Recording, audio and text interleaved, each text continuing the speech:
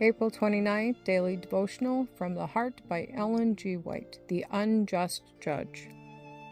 Though I fear not God, nor regard man, yet because this widow troubleth me, I will avenge her, lest by her continual coming she weary me. Luke chapter 18, verses 4 and 5. Please also read Luke chapter 18, verses 1 through 8. In this parable, Christ draws a sharp contrast between the unjust judge and God. The judge, though fearing neither God nor man, listened to the widow because of her constant petitions. Although his heart remained like ice, yet the widow's persistence resulted in her success. He avenged her, though he felt no pity or compassion for her, though her misery was nothing to him. And the Lord said, Hear what the unjust judge saith. And shall not God avenge his own elect, which cry day and night unto him, though he bear long with them? I tell you that he will avenge them speedily. Luke chapter 18, verses 6 through 8. The judge yielded to the widow's request merely because of selfishness, that he might be relieved of her persistence. How different is God's attitude in regard to prayer? Our Heavenly Father may not seem to respond immediately to the prayers and appeals of his people, but he never turns from them indifferently.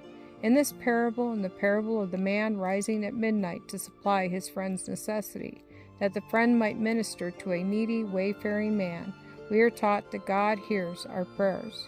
Too often we think that our petitions are unheard, and we cherish unbelief, distrusting God when we should claim the promise. Ask, and it shall be given you. Seek, and ye shall find. Knock, and it shall be opened unto you. Matthew chapter 7, verse 7. What is prayer? Merely the presentation of our soul hunger?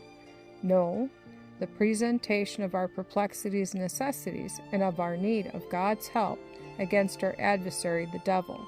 Prayer is to be offered for the preservation of life, for the preservation of every power and faculty, that we may render the highest service to our Maker. The just judge repulses no one who comes to him in contrition. He has more pleasure in his church, struggling with temptation here below, than in the imposing host of angels that surround his throne. Not one sincere prayer is lost. Amid the anthems of the celestial choir, God hears the cries of the weakest human being. You who feel most unworthy, commit your case to him, for his ears are open to your cry. He that spared not his own Son, but delivered him up for us all, how shall he not with him also freely give us all things? Romans chapter 8, verse 32.